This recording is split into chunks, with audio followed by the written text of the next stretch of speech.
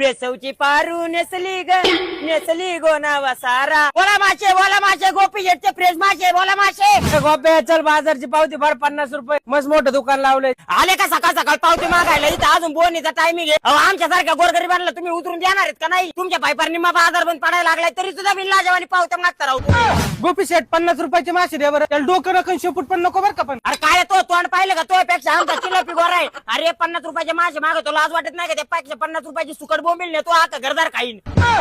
मला काय सांगू अक्षरच्या पाहून पाठच जावं लागते माझ्या जाळ काढायला. एकदा जाळ काढायला गेलो डायरेक्ट नदीच्या कडेलाच बिबट्या. उगा माझ्या हात चिकलाचे होते नाही तर अक्षरच्या बिबट्याच्या शेपटील धरून असा आणला आता का परत वाचना झाली नसती त्याची मागे यायला. गोप्या अरे घरी बिर्याणी बनवायची पाहुणे आले तर असा भारी मासा दे ना नादच खुळा. ए बाबा अरे काय गिरायकाच्या टायमाला कॉल करतो तुझ्या बापाने माशाची बिर्याणी बनवली होती का? लवकर इथून नाही तर अक्षरच्या खवले काढायचे आणि ना तुझ्या तोंडाचे खवले काढायचे. सांगतो भावा कधी कधी वाईट घेतो रे धंद्याचं. सकाळी उठायचं माशा आणायला जायचं परत दुकान लावायचं परत आवरायचं. एकदा काय झालं 50 किलो माशाची ऑर्डर आली. कुठे 20 किलो मासे नेले 30 किलो व्हायला गेले माझे. 2 मिनिटं